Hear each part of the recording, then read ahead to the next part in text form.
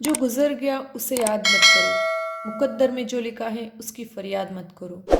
मुकद्दर में जो लिखा है वो होकर रहेगा, तुम कल के चक्कर में आज बर्बाद ना करो। ये जीवन बहुत ही खूबसूरत है, लेकिन हमें इस जीवन से हमेशा शिकायतें रहती है। मनुष्य की आदत होती है छिद्रान्वेषी। वो एक चींटी की भांति हमेशा दूसरे लोगों में नुक्स ढूंढता है। उसे कभी किसी की अच्छाई नज़र नहीं आती। क्यों? क्योंकि उसमें खुद में सिर्फ और सिर्फ बुराइयाँ भरी होती है। इसीलिए कहते हैं, नज़र बदली तो नज़ारे बदल गए, कश्ती का रुख बदला तो किनारे बदल गए। जीवन में हमें बुराइयाँ सब जगह है, लेकिन उन बुराइयों के बीच में भी व्यक्ति में अच्छाई ढूंढने का हमेशा प्रयास करना चाहिए। ऐसे ही शिक्षा देते हुए एक हमारे लेखक श्री हजारी प्रसाद द्विवेदी जी ने ये सुंदर ललित निबंध हमारे सामने प्रस्तुत किया है, क्या निराश हुआ जाए। इसका शीर्षक से हमें ज्ञात हो रहा है कि जीवन में हम नकारात्मकता को देख करके इंसान हमेशा निराश हताश हो जाता है, लेकिन इस निबंध के माध्यम से हजारी प्रसाद जी हमें बस यही संदेश देना चाहते हैं कि ये तो इंसान की नज़र पर डिपेंड करता है कि वो अच्छाई देखना चाहता है या फिर बुराई। लेखक ने इसमें हमारे समाज में फैली विभिन्न बुराइयों एवं चारित्रिक पतन के स्थान पर सकारात्मक दृष्टि अपनाने पर जोर दिया है। इस निबंध को लिखने का उनका यही उद्देश्य है कि वो व्यक्तियों को संदेश देना चाहते हैं कि नकारात्मकता या फिर दोषों को तो आसानी से ग्रहण किया जा सकता है, लेकिन उनके स्थान पर व्यक्ति को हमेशा सकारात्मक रवैया अपनाते हुए सद्गुणों और सद्वृत्ति की ओर आगे बढ़ना चाहिए। तो चलिए हम भी देखते हैं कि लेखक इस निबंध के माध्यम से हमें क्या बताना चाहता है। क्या निराश हुआ जाए। उन्होंने एक प्रश्न पूछा यहाँ पर पाठक वर्ग से कि क्या हमें आज के समाज को और आज का जो ये माहौल है उसको देख करके क्या हमें निराश होना चाहिए। उन्होंने हमारे सामने एक प्रश्न रखा है, मेरा मन कभी कभी बैठ जाता है। मन बैठ जाता मतलब मायूस हो जाता है, उदास हो जाता है। समाचार पत्रों में ठगी, डकैती, चोरी, तस्करी और भ्रष्टाचार के समाचार भरे रहते हैं। आजकल हम सुबह सुबह उठ के जैसे न्यूज़पेपर पढ़ते तो हमारा दिमाग और ख़राब हो जाता है, लगता है कहाँ खोल लिया।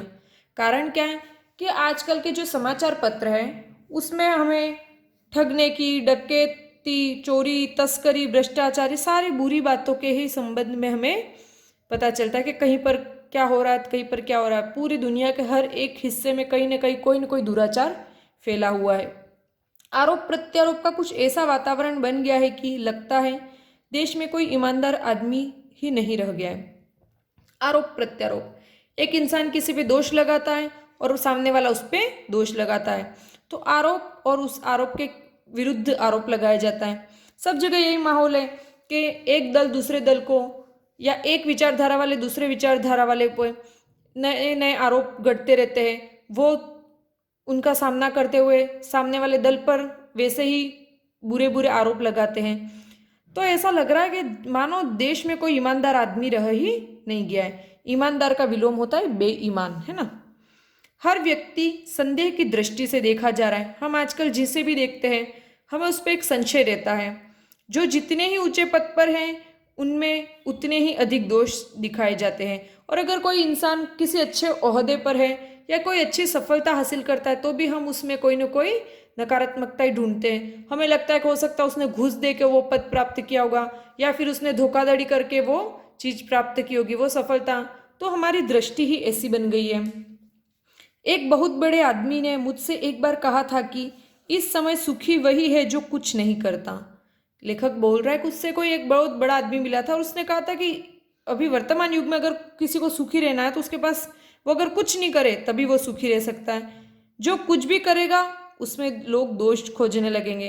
तो वो कह रहा है कि अगर वो अच्छा भी काम करे वो व्यक्ति तो भी लोग उसमें दोष ही ढूंढेंगे। उसके सारे गुण भुला दिए जाएंगे और दोषों को बढ़ा चढ़ाकर दिखाया जाने लगेगा। कि एक व्यक्ति अगर आगे बढ़ता है तो उसकी उन्नति से लोग प्रसन्न नहीं होंगे, बल्कि उसके दोष निकालेंगे। उसके सारे गुण जो है वो भुला करके उसके दोषों को, अगर उसमें कमियां है तो उन कमियों को और भी ज़्यादा बढ़ा चढ़ा करके उनमें एक दो बातें और जोड़ करके दूसरे लोगों के सामने प्रस्तुत किया जाएगा। दोष किसमें नहीं होते। इंसान गलतियों का पुतला है। इंसान ही है जो गलतियां करता है और हमें बहुत सारी बुराइयां या दोष होते हैं। कोई भी ऐसा व्यक्ति इस दुनिया में आपको नहीं मिलेगा जो कहे कि भाई मेरे में एक भी कमी नहीं है। यही कारण है कि हर आदमी दोषी अधिक दिख रहा है, गुणी कम या बिल्कुल ही नहीं। स्थिति अगर ऐसी है तो निश्चय ही चिंता का विषय है कि इसीलिए हर व्यक्ति में हमें गुण तो एक दो दिखाई देंगे और बाकी लगता है जैसे सारे के सारे दोष उसी व्यक्ति के अंदर स्थित है। क्या यही भारतवर्ष है जिसका सपना तिलक और गांधी ने देखा था?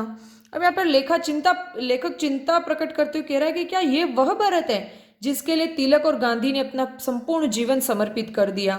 रविंद्रनाथ ठाकुर और मदन मोहन मालवीय का महान संस्कृति सभ्य भारतवर्ष किस अतीत के गह्वर में डूब गया? अब वो कह रहे कि भी कहाँ रविंद्रनाथ टैगोर कहो या फिर रविंद्रनाथ ठाकुर और मदन मोहन मालवीय जैसे महान शख्सियत इस देश में हुई जिन्होंने हमारे देश की सभ्यता और संस्कृति और अतीत के सोने की चिड़िया कहे जाने वाले भारतवर्ष का अपने योगदान अपने ग्रंथों के माध्यम से पूरे दुनिया को उन्होंने बताया कि भाई भारत सोने की चिड़िया हुआ करता था, यहाँ असीम ज्ञान का भंडार होता था।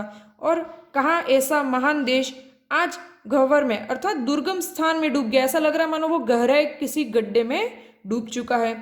आर्य और द्रविड़, हिंदू और मुसलमान, यूरोपीय और भारतीय आदर्शों की मिलन भूमि मानव महासमुद्र क्या सूख ही गया है? अब यहाँ पर लेखक चिंता प्रकट करते हुए कह रहा है कि आर्य और द्रविड़, आर्य जो यूरोप से आए थे और द्रविड़ मूलतः जो भारतीय थे, हिंदू और मुसलमान, यूरोपीय और भारतीय, सारी सभ्यताओं और सारी जातियों का मिलन स्थल है हमारा भारत। लेकिन यह भारत भूमि या मिलन भूमि जिसे मानव महासमुद्र भी कहा गया है कि बहुत सारे मानवों का महासमुद्र, क्या वो सूख ही गया है? कि अब लोगों में, क्या यहाँ के लोगों में अब कोई अच्छाई या कोई गुण रह ही नहीं गए? मेरा मन कहता है कि ऐसा हो ही नहीं सकता। अब लेखक यहाँ पर अपने इसी प्रश्न का उत्तर देते हुए इसका विरोध करते हुए कह रहा है कि नहीं, ऐसा कभी भी नहीं हो सकता, मेरा मन इस चीज को नहीं मानता। हमारे महान मनीषियों के सपनों का भारत है और रहेगा, कि हमारा जो देश है उसके लिए जो मनीषी ऋषि मुनियों ने अपना त्याग तपस्या जो समर्पण किया उसके अंश आज भी हमारे भारतवर्ष में है और सदा भारत ऐसा ही रहेगा। यह सही है कि इन दिनों कुछ ऐसा माहौल बना है कि ईमानदारी से मेहनत करके जीविका चलाने वाले निरीह और भोले भाले श्रमजीवी पीस रहे हैं और झूठ या फरेब का रोजगार करने वाले फल फूल रहे हैं।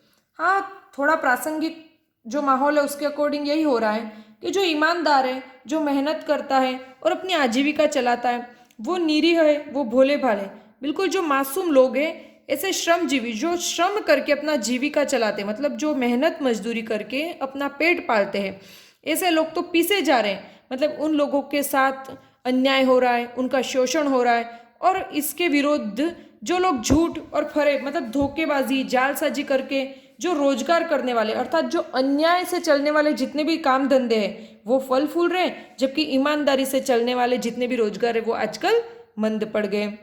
ईमानदारी को मूर्खता का पर्याय समझा जाने लगा है। आजकल जो व्यक्ति ईमानदार होता है या जो व्यक्ति अच्छा होता है, सीधा साधा होता है, कभी किसी से झूठ नहीं बोलता, अपना कार्य समय पर करता है, उसको बाकी लोग क्या समझते हैं कि वो मूर्ख है।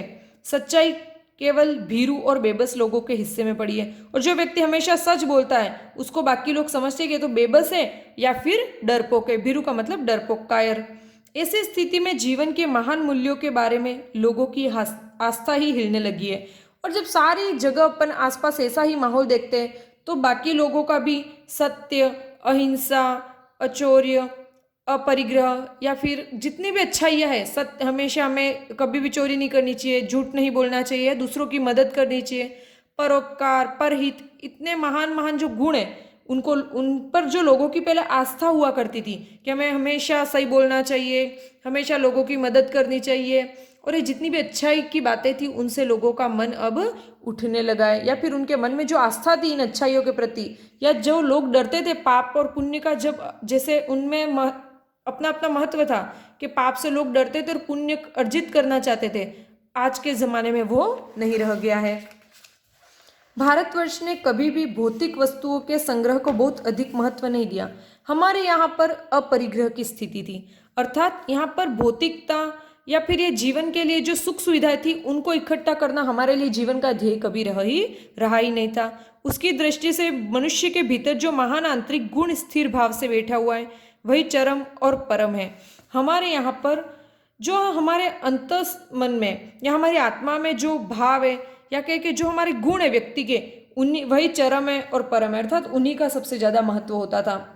लोभ, मोह, काम, क्रोध आदि विचार मनुष्य में स्वाभाविक रूप से विद्यमान रहते हैं और ये हर मनुष्य, चाहे वो कितना ही बड़ा सन्यासी हो या कोई गृहस्थ हो, लेकिन हर व्यक्ति के अंदर लोभ की भावना, मोह की भावना, काम और क्रोध रहता ही रहता है। ये स्वाभाविक है, पर उन्हें प्रधान शक्ति मान लेना और अपने मन और बुद्धि को उन्हीं के इशारे पर छोड़ देना बहुत बुरा आचरण है। क्या कहा जाता है कि हर व्यक्ति के अंदर अच्छाई और बुराई दोनों है होती है, लेकिन वो किसको नियंत्रित करता है, अच्छाई को या बुराई को, ये उस व्यक्ति के हाथ में ही है। अगर व्यक्ति अपनी बुराइयों पर नियंत्रण पा लेता है और उनको रोक करके अपनी अच्छाइयों को बढ़ाता है तो उस व्यक्ति को प्रसिद्धि मिलती है, पर उन्हें प्रधान शक्ति मान लेना और अपने मन और बुद्धि को उन्हीं के इशारे पर छोड़ देना बुरा आचरण है। लेकिन व्यक्ति जब इन बुरी बातों के बहकावे में आ जाता है, मतलब वो लोभ करने लगता है, मोह उसका बढ़ जाता है, वो काम भावना और क्रोध पर उसका नियंत्रण जब नहीं रहता है और उसकी मन और बुद्धि काम करना छोड़ देती है और वो इन बुरी भावों के इशारे पर नाचने लगता है, तब वो बुरा व्यक्ति बन जाता है। भारतवर्ष ने कभी भी उन्हें उचित नहीं माना, हमारे देश में कभी भी इन चीज़ों को अच्छा नहीं माना गया। उन्हें सदा संयम से बंधन में बांधकर रखने का प्रयत्न किया गया। हमारे सभी ऋषि मुनियों ने हमको यही कहा कि भाई व्यक्ति को लोभ, मोह, काम, क्रोध इन सारी बुराइयों पर हमेशा नियंत्रण रहना चाहिए, उनको बांध करके रखना चाहिए। परंतु भूख की उपेक्षा नहीं की जा सकती, बीमार के लिए दवा की उपेक्षा नहीं की जा सकती, गुमराह को ठीक रास्ते पर ले जाने के उपायों की उपेक्षा नहीं की जा सकती। कि व्यक्ति को इन बुरे भावों को तो नियंत्रित करना चाहिए, जबकि कोई भूखा व्यक्ति उसके सामने से जा रहा तो उसकी उपेक्षा नहीं करनी चाहिए, मतलब उसको नज़रअंदाज नहीं करना चाहिए, वरन उस भूखे व्यक्ति को खाना खिलाना चाहिए। कोई बीमार है और अगर तुम उसकी मदद कर सकते हो, उसको दवा उपलब्ध करवा सकते हो तो तुमको करनी चाहिए। कोई गुमराह है अर्थात रास्ते से भटक गया है तो उसको रास्ते पर लाने का कार्य भी आपको करना चाहिए। इन कार्यों से कभी भी व्यक्ति को मुख नहीं मोड़ना चाहिए। हुआ यह है कि इस देश के कोटि कोटि दरिद्र जनों की हीन अवस्था को दूर करने के लिए ऐसे अनेक कायदे कानून बनाए गए हैं जो कृषि, उद्योग, वाणिज्य, शिक्षा और स्वास्थ्य की स्थिति को अधिक उन्नत और सुचारू बनाने के लक्ष्य से प्रेरित है।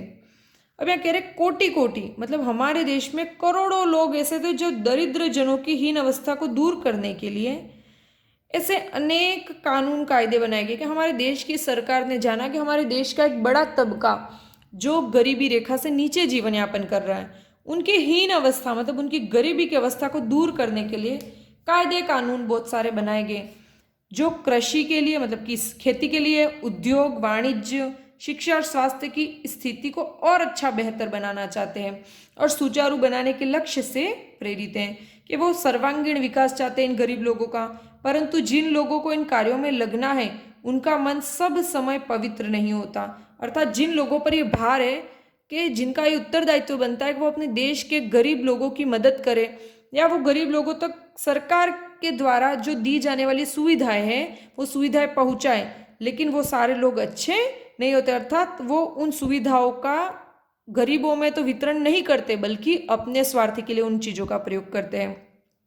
प्राय वे ही लक्ष्य को भूल जाते हैं और अपनी ही सुख सुविधा की ओर ज़्यादा ध्यान देने लगते हैं। कि होता यह है कि जिन लोगों को दूसरों की मदद के लिए पैसा दिया जाता है, अर्थात सरकार की बहुत सारी स्कीम है, आजकल तो हर कोई वाकिफ है कि सरकार फ्री में कितना खाना, भोजन, पानी, वस्त्र और रहन सहन, सारी चिकित्सा सब कुछ फ्री फंड में दे रही है, लेकिन उस फ्री की चीज़ों का लाभ जिस तबके को मिलना चाहिए उसको तो नहीं मिल पाता है, बल्कि उसके स्थान पर जो दूसरे लोग हैं वो उसका लाभ उठा लेते हैं। भारतवर्ष सदा कानून को धर्म के रूप में देखता आ रहा है। आज एकाएक कानून और धर्म में अंतर कर दिया गया है। हमारे लिए ये कानून क्या होता था कि धर्म में जो बात कही गई है वो हमारे लिए कानून हुआ करते थे। प्राचीन समय में धर्म और कानून कोई अलग चीज नहीं होती थी, इनका एक ही उद्देश्य था कि व्यक्ति को नियंत्रण में रख करके एक अच्छा सुव्यवस्थित जीवन प्रदान किया जाए। लेकिन वर्तमान में कानून और धर्म में अंतर किया जाने लगा है। धर्म को धोखा नहीं दिया जा सकता, कानून को दिया जा सकता। लेखक कह रहा है कि भाई धर्म को तुम कभी भी धोखा नहीं दे सकते, हाँ ये कानून को तो दे सकते हो। यही कारण है कि जो लोग धर्म भीरू है वे कानून की त्रुटियों से लाभ उठाने में संकोच नहीं करते।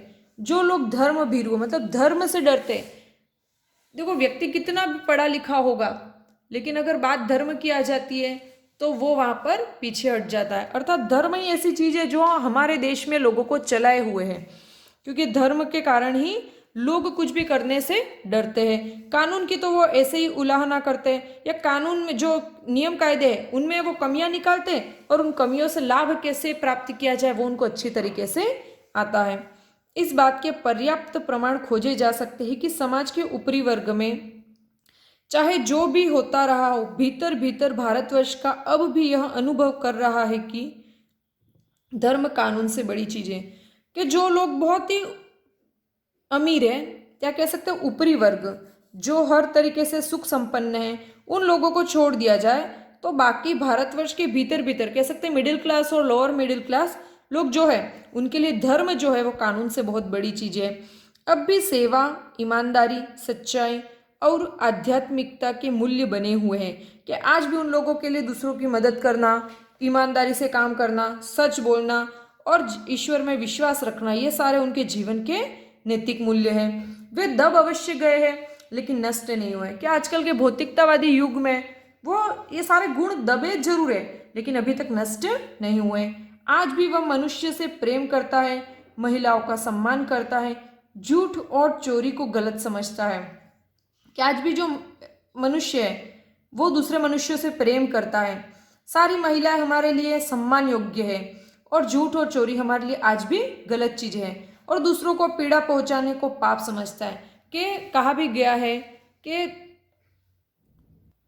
अष्टादश हमारे यहाँ पर कहा गया है कि पुराणों में, महाभारत में और जितने भी हमारे धार्मिक ग्रंथ है उनमें एक ही बात है कि परोपकाराय पुण्याय पापाय परपीड़नम, अर्थात परोपकार ही पुण्य है तथा किसी भी व्यक्ति को या किसी भी प्राणी मात्र को चोट पहुंचाना या उसको तकलीफ देना ही पाप है। तो हमारे देश में दूसरों को पीड़ा पहुंचाना पाप है। हर आदमी अपने व्यक्तिगत जीवन में इस बात का अनुभव करता है कि चाहे किसी को कहे या ना कहे लेकिन व्यक्ति आज भी इन बातों से डरता है। समाचार पत्रों में जो भ्रष्टाचार के प्रति इतना आक्रोश है वह यही साबित करता है कि हम ऐसी चीजों को गलत समझते हैं और समाज में उन तत्वों की प्रतिष्ठा कम करना चाहते हैं जो गलत तरीके से धन या मान संग्रह करते हैं। भ्रष्टाचार मतलब भ्रष्ट धन आचार, दो शब्दों से बना हुआ है।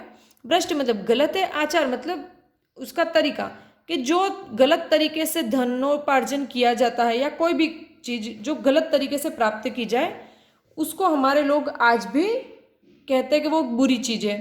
दोषों का पर्दाफाश करना बुरी बात नहीं है, कि किसी के दोष या किसी की गलतियों का पर्दाफाश करना मतलब उसके बारे में लोगों को बताना गलत नहीं है। बुरा यह मालूम होती है कि किसी के आचरण के गलत पक्ष को उद्घाटित करके उसमें रस लिया जाता है। लेकिन तुम किसी कोई बुरा व्यक्ति है, जैसे कोई शराबी है या कोई चोर है, डकैत है या कोई अपने घर में हिंसा करता है और तुम उसके बारे में दूसरे लोगों को बताते हो, ये गलत नहीं है। क्योंकि तुम हो सकता है दूसरों को बता करके दूसरों के प्रभाव स्वरूप कोई व्यक्ति वो कार्य करना छोड़ दे तो अच्छी बात है, लेकिन हम दूसरों के बुराइयां इसलिए बताते क्योंकि उसकी बुराइयां बता करके हम उसको दूसरों की नज़रों में नीचा गिराना चाहते हैं। उसको सुधारना हमारा लक्ष्य कभी नहीं रहता है या उसको समझाना हमारा लक्ष्य नहीं रहता है। हम उसकी बुराइयां अपने फायदे के लिए उपयोग करते हैं और ये बहुत ही बुरी चीज़ है। हम दूसरों की बुराइयां बताते हुए हंसते हैं और रस लेते हैं मतलब आनंद लेते हैं। और दोषोद्घाटन को एकमात्र कर्तव्य मान लिया जाता है। दोष धन उद्घाटन, दोषोद्घाटन जो शब्द है वो दो शब्दों से बना है, दोष धन उद्घाटन, और यहाँ पर गुण संधि का प्रयोग हुआ है। कि हम तो मानते हैं कि हमारा एक ही काम है जीवन में, कि हमारे आस पड़ोस में देखे, हमारे घर परिवार में या जिन भी लोगों को हम जानते हैं चाहे ना जानते हो, वो लोग कोई गलती करें और उस गलती का ढिंडोरा हम पूरी दुनिया के सामने पीट पीट के उसको जलील करें। लेकिन एक गलत चीज होती है, अगर आप किसी में कोई दोष या कोई खराबी देखते भी है तो आपका कर्तव्य बनता है कि उसको अकेले में जा करके प्यार से वो बात समझाइए कि ये चीज गलत है, आप इस चीज को छोड़ दीजिए। अगर आप उसको सारे लोगों के सामने बोलेंगे तो उसका इससे अपमान होगा। बुराई में रस लेना बुरी बात है, कि एक तो तुम बुराई उसकी सारे लोगों के सामने और उसमें उस बुराई को बताते हुए तुमको आनंद मिल रहा है, तो ये बुरी बात है। अच्छाई में उतना ही रस लेकर उजागर न करना और भी बुरी बात है। और हम क्या करते हैं, किसी व्यक्ति ने कुछ अच्छा काम किया तो हम उसको छिपाते हैं। क्यों? क्योंकि हम वैसा काम अच्छा कर नहीं सकते, और अगर उसकी अच्छाई लोगों को पता चलेगी तो लोग उसकी बड़ाई करेंगे या फिर लोग उससे प्रभावित होंगे, और ये चीज़ हम नहीं चाहते कि हम दूसरों के समान अच्छे काम तो नहीं कर सकते, बल्कि दूसरों के द्वारा की गई अच्छे कामों को हम छिपाते हैं। तो जिस प्रकार दूसरों की बुराई दूसरे लोगों के सामने उजागर करना बुरी बात है, वैसे ही दूसरे लोगों की अच्छाइयों को छिपाना भी बिल्कुल गलत बात है। सैकड़ों घटनाएं ऐसी घटती है जिन्हें उजागर करने से लोक चित्त में अच्छाई के प्रति अच्छी भावना जागती है। कि बहुत सारी ऐसी चीजें होती है जिनको सुन करके हो सकता है बाकी लोगों के मन में भी वैसे अच्छे काम करने के लिए इच्छा जागृत हो, लेकिन हम क्या करते हैं, किसी ने कुछ गलत किया या कोई व्यक्ति गलत होता तो उसकी बुराई तो सारे जहान के सामने करते, लेकिन कोई व्यक्ति अच्छा कार्य करता है तो उससे प्रेरित करने के लिए हम कभी भी उसकी अच्छाई दूसरे लोगों के सामने नहीं आने देते। हम सोचते हैं कि भाई इसका मान सम्मान बढ़ेगा। तो हमें हमेशा जो अच्छी बातें हैं उनको सब लोगों के सामने रखनी चाहिए। एक बार रेलवे स्टेशन पर टिकट लेते हुए गलती से मैंने 10 के बजाय 100 रुपये का नोट दिया। हमसे होता है जल्दबाजी में हम कभी टिकट लेना भूल जाते हैं, या फिर टिकट के पैसे ज़्यादा दे देते हैं, या टिकट तो कंडक्टर ने दे दिया लेकिन हमने उसको पैसे नहीं दिए। वैसे ही लेखक के साथ भी होता है कि वो एक बार 10 की जगह 100 का नोट दे आया। मैं जल्दी जल्दी गाड़ी में आकर बैठ गया। थोड़ी देर में टिकट बाबू उन दिनों के सेकंड क्लास के डिब्बे में हर आदमी का चेहरा पहचानता हुआ उपस्थित हुआ। कि उन दिनों इतने ज़्यादा भीड़ होती नहीं थी, और वो कहता है कि भाई इतने में गाड़ी जब डिब्बे से जा रही थी, मतलब जब रेलवे जा रही थी, उतने में उस जो पत्रिका के अनुसार यानी जिस डिब्बे के पीछे